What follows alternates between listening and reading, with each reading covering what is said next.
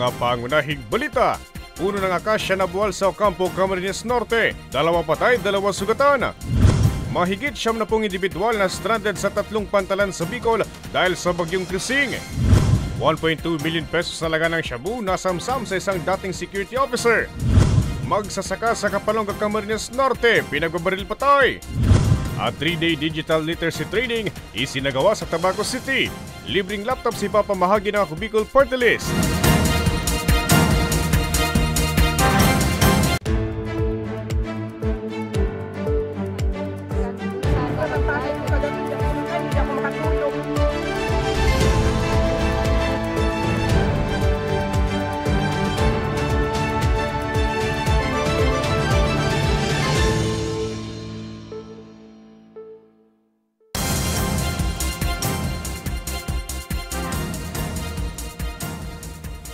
Magandang gabi.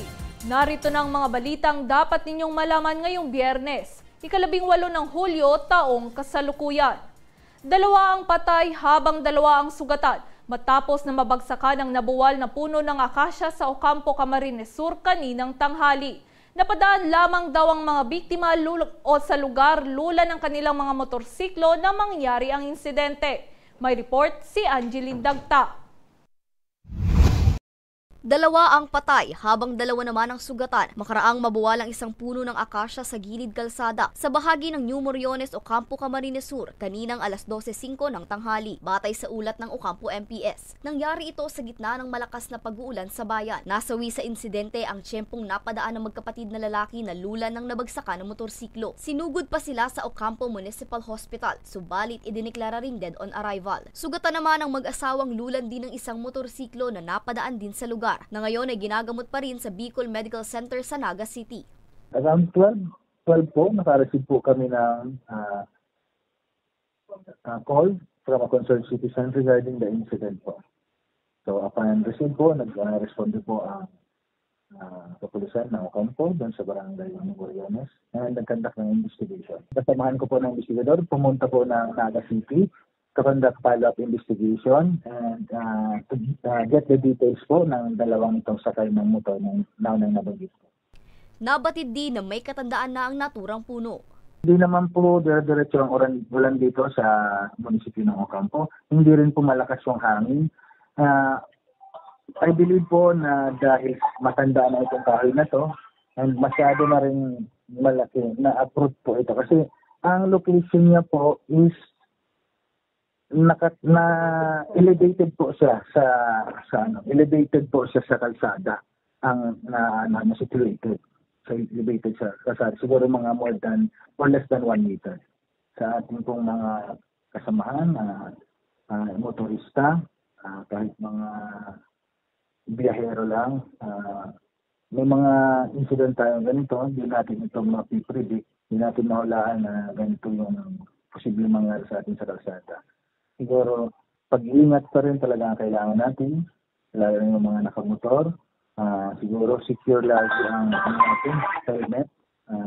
And then, hindi masyadong mabilis yung papatakbo kasi makakarating din naman ang pupuntahan natin. Pasabol o nadadaanan na ngayon ang nasabing kalsada matapos ang clearing operation ng 9th Infantry Division Philippine Army at ng Department of Public Works and Highways o DPWH Camarines Sur 3rd District Engineering Office. Para sa mga balitang Tatak Bicol, Angeline Dagta. Umabot sa mahigit 70 katao ang ilang oras na na-stranded sa ilang pantalan sa Bicol Region dahil sa bagyong Krising ayon sa Office of Civil Defense Bicol. Orange rainfall warning patuloy na nakataas sa rehiyon hanggang sa Lunes. May report si Hercules Barbacena.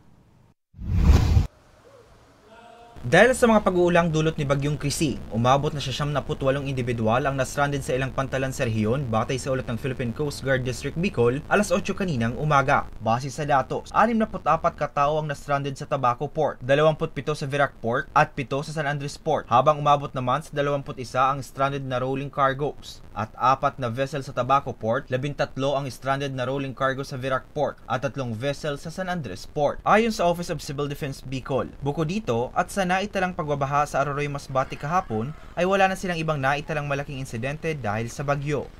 Kaninang umaga sir, may na-record tayo dun sa Catanduanes. However, ay nag-resume na po yung biyahe since around 8 a.m. po ay na-lift na po yung tropical cyclone wind signal sa Catanduanes. Sa kabila nito, mahigpit pa din daw ang ginagawang monitoring ng tanggapan ng OCD sa bawat lalawigan, lalo na sa mga lugar na nasa flood at landslide-prone areas. Pinag-iingat pa rin ang publiko sa posibleng epekto ni Chrissy. Hopefully sir ay walang major incidents na mangyari, pero lagi pa rin po nating inaabisuhan ang general public na mag-ingat since nasa yellow rainfall forecast pa din naman po tayo. Samantala, nakatas na sa yellow rainfall warning ang buong Kabicolan simula kaninang alas 12 ng tanghali na posibleng tumagal hanggang alas 12 ng tanghali bukas. Para sa mga balitang Tatak Bicol, Hercules Barbacena.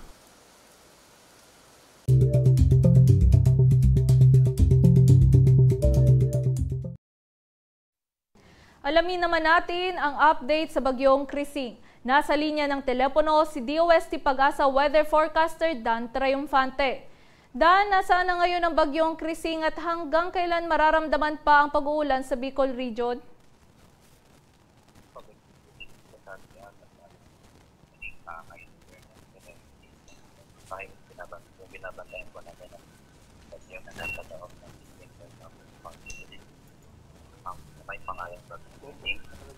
May grupong tropical storm category. Ito ay tinatayang nasa layong 135 km ng Apari, Cagayan. Itaglay ng makasang namin na umabot ng 75 km per hour at sa susunod namin hanggang paabot na 105 km. Ang hina ata. Tumigilid po ito west-northwestward sa bilis na 20 km per hour na may ranges na umabot ng 550 km. Inaasahan po natin na itong bagyong Chrissy na mag-intensify into severe tropical storm category by tomorrow evening or Sunday early morning. Possible po ito mag-landfall sa kalupaan northeastern portion ng mainland Cagayan or Babuyan Island. In-expect po natin na ito ay lalabas ng Philippine Marine Responsibility bukas ng hapon. Samantalang wala na po tayo na mataas na tropical cyclone wind signal sa anumang probinsya ng Bicol Region. Subalit ito dahil sa pag-Chrissy ito ay magdadala ng malalakas na pagpakulang sa Bicol Region ngayon. Dahil po dito na-effect po natin ang public rin kung mga successful production management officers na i-monitor ang weather condition at basta na pagbakaan sa pagbubukas. In-expect po natin na susunod ng mga araw na lamang ang mga paulan dito sa Bicol Region kung maraming araw. Ang agot ng temperatura sa Kabicolan umabot ng 25 to 29 degrees Celsius at yan ang latest galing sa weather forecasting ng Pagkasi South na Luzon na President Dominic Triumphante para inabag. At yan ang pinakahuling ulat sa bagyong Chrissy kung saan patuloy daw itong magpapaulan sa Bicol Region hanggang bukas. Bukas ng hapon, inaasahan naman na lalabas na ng Philippine Area of Responsibility si bagyong Chrissy. Muli, mag-ingat po tayong lahat sa posible pa ring epekto ng bagyong Chrissy, lalo na yaong mga residenteng nasa flood at landslide-prone areas. Sa ibang balita, isang dating security officer ang inaresto ng otoridad matapos na makuhanan ng 1.2 million pesos na halaga ng shabu sa ikinasang search warrant operation sa bahay nito sa Bulacan, Camarines Sur. May ulat si Angeline Dagta. Sa ikatlong pagkakataon, balik kulungan ng isang 42 anyos na dating security officer matapos mahulihan ng iligal na droga sa ikinasang search warrant operation sa bahay nito sa Zone 5 Barangay San Jose, Bulacan, Camarines Sur, alas 6:52 kagabi. Ayon kay Police Corporal Manny Ama, Assistant Police Community Affairs and Development Police Non-Commissioned Officer o PCAD PNCO ng Bulacan Municipal Police Station, mahigit sa 182 gramo ng shabu na nagkakahalaga ng 1,237,600 pesos ang nasamsam ng operatiba mula sa sospek. Aniya, taong 2016 at 2020 nang makulong ito dahil sa pagbebenta ng iligal na droga. Matagal na rin umano itong binabantayan ng pulisya dahil kasama ito sa listahan ng mga itinuturing na high-value individuals. Base ma'am sa mga impormasyon pong nakarating sa amin, so ito po talaga ma'am is nagbebenta nga po ma'am ng illegal drugs. So subject po siya ma'am sa police operation po talaga ma'am, kaya na-applyan po siya ma'am ng search warrant po ng ating mga ahensya po ng pulisya or mga iba't ibang unit po. SW kasi ma'am, ipepresent mo na po ito ma'am sa court yung suspect, pero yung mga illegal drugs ma'am, yung confiscated ma'am, isi-turn over po ito ma'am sa crime laboratory for laboratory examination po ma'am. Bukod sa iligal na droga, nasamsam din mula sa sospek ang 2 bala ng caliber 45, 1 bala ng caliber 48 at 1 bala ng caliber 357 na baril. Nasa kustudiya pa siya ngayon ng Bula MPS para sa kaukulang dokumentasyon at disposisyon. So unahin po muna natin ma'am doon sa pasasalamat po natin sa publiko na nagbigay po ng impormasyon para po makipagtulungan po sa ating lokal na pulisya na may sakatuparan ma'am yung implementation ma'am ng search warrant po against po doon sa subject po ng SW. Ano po? Successful naman ma'am yung police operation pong ginawa. Sa mga sa mga kababayan po nating nai-involve po sa illegal na activities, most especially po sa illegal drugs. So ang masasabi lang po namin, huminto na po sila ma'am sa pag-involve po lalong-lalo na po sa illegal drugs kasi ang lokal na pulisya po and ibang ahensya po ng pulisya is hindi po kami hihinto para po hulihin and arestuhin po sila. Maharap ang sospek sa kasong paglabag sa RA 9165 o ang Comprehensive Dangerous Drugs Act of 2002 at paglabag sa RA 10591 o Comprehensive Firearms and Ammunition Regulation Act. Para sa mga balitang Tatak, Bicol, Angeline Dagta. 3 tama ng bala ang kumitil sa buhay ng isang magsasaka mula sa Kapalonga, Camarines Norte matapos siyang pagbabarili ng hindi pa nakikilalang suspect. Bago ang insidente, may ilang nakaalitan umano ang biktima na isa sa sinisilip ngayong motibo ng PNP. May report si Rose Bilista. Patay ang 45 anyos na magsasaka matapos na pagbabarili ng hindi pa nakikilalang sospek sa Sitio Gabok, Purok 4, Barangay Lukbanan, Kapalonga, Camarines Norte, umaga nitong Huwebes, July 17. Ang biktima ay may-ari umano ng isang coconut plantation at residente ng Purok 2B, Barangay Itok, parehong bayan. Batay sa investigasyon, katatapos lamang maligo ng biktima sa isang sapa malapit sa kanyang nyogan nang malapit ang barili ng sospek. 3 tama ng bala sa katawan ng agad na ikinasawi ng biktima. Dun sa kanyang plantation, may 2 po itong helper na saksi dun sa pangyayari. Kaya lang po itong 2 helper na ito ay habang po yung ating biktima ay binabaril po ng suspect. Sobrang takot na rin po siguro kaya ito tumakbo itong 2 helper. Bago ang pamamaril, may mga nakaalitan umano ang biktima na tinitignan ngayon na motibo sa pamamaslang sa kanya. May sinususugan po kami ma'am lead at maaaring ito na rin po yung bibigay linaw at makaka-solve po dito sa shooting incident. Doon po nakatuon yung aming investigasyon. May mga nakaalitan po ito kaya nakasama ang loob itong mga huling araw. Pwedeng nangyari itong krimen na ito. Patuloy din ang ginagawang investigasyon ng pulisya upang matukoy ang pagkakakilanlan ng sospek. Para sa mga balitang Tatak, Bicol, Rose Bilista. Susunod, 2 sugatan sa magkaiwalay na road crash incident sa Albay. At Linion Hill hindi pa bukas sa mga turista ayon sa Albay, Pitikaw. Yardi pa ang balita sa pagbabalik na Bicol Online TV.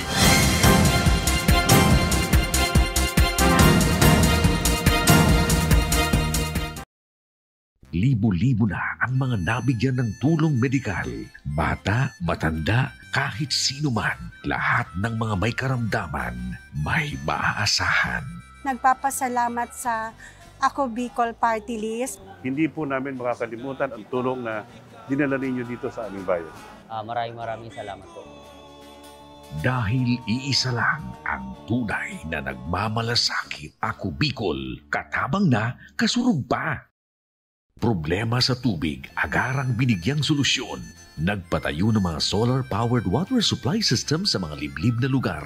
Libre, malinis at maaasahang supply ng tubig 24/7. Ako lang ng pagpapasalamat niya mo. Dahil may kamalilingan habang kami nabubuhay. Ako lang nining tabang para sa gabos na tao digdi. Salamat po. Para sa ating mga kababayang nasa laylayan, Ako Bicol, katabang na, kasurog pa. Tucked away in the province of Albay, known for its perfectly shaped Mayon volcano, Misibis Bay Resort, a locally owned 5-hectare private island resort. The resort is ready for all those looking to balance tranquility and adventure. This tropical destination is where guests can either choose to relax under the palm trees or have an adventure under the sun.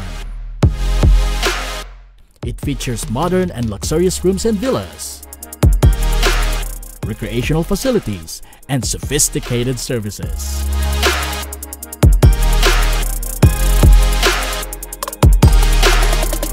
Come and experience Misibis Bay Resort, your tropical island getaway.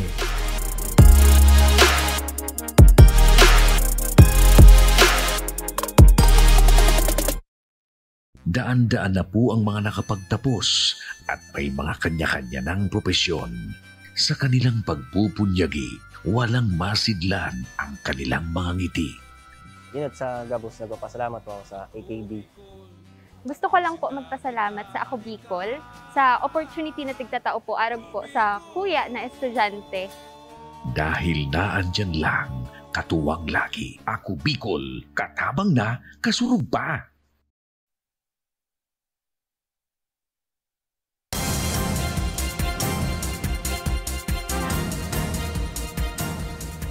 Nagbabalik ang Ako Bicol Online TV.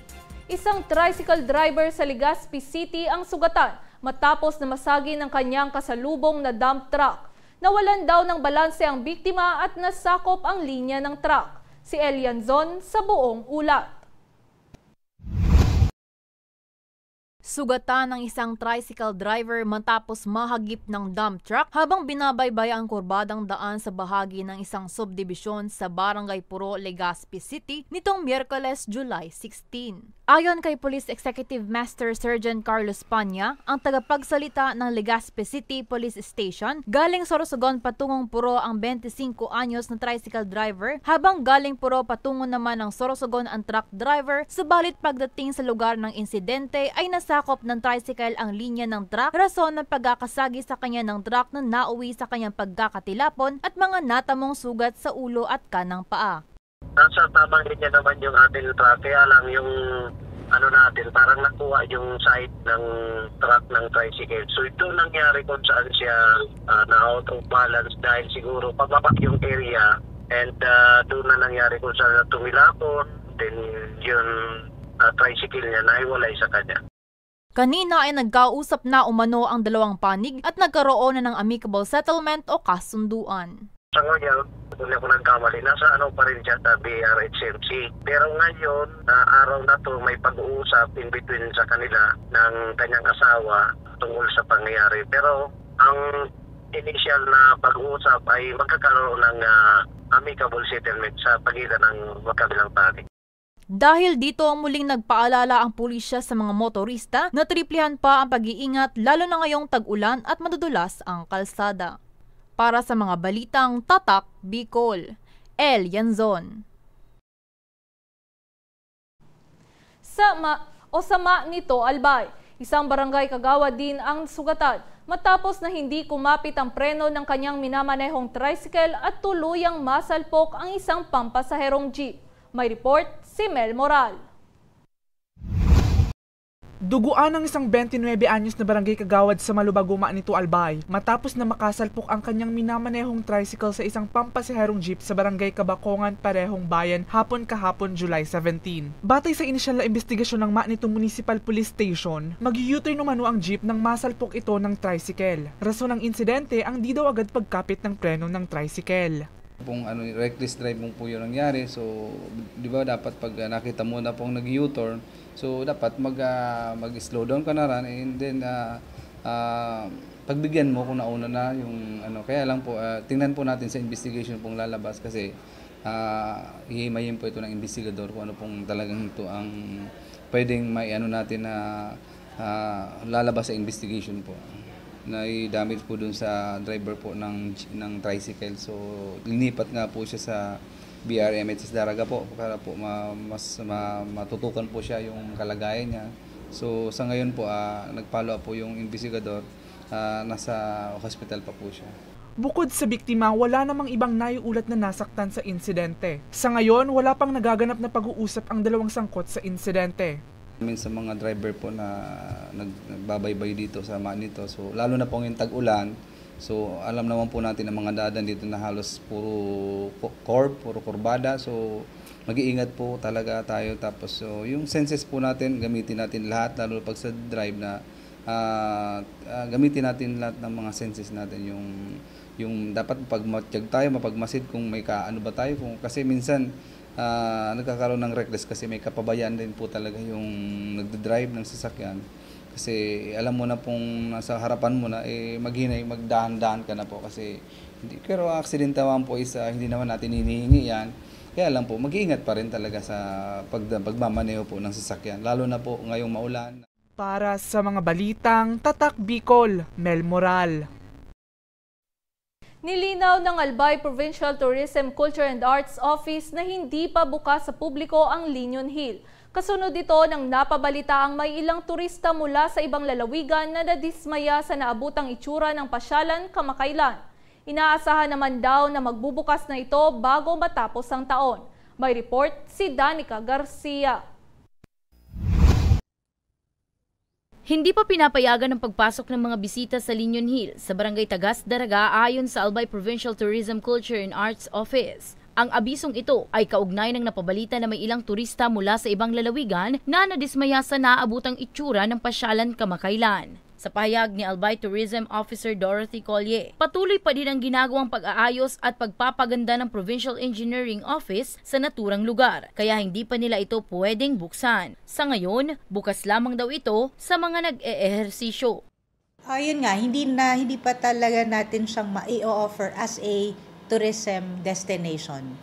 Kaya lang hindi natin naman ma-differentiate alin yung local, alin yung tourists. Kasi pwede yung local, isinama siyang umakyat. Yun lang. Meron lang tayo siya. Anyway, siguro maglalagay na lang, doon na lang ulit ng signage sa labas that it is still in process.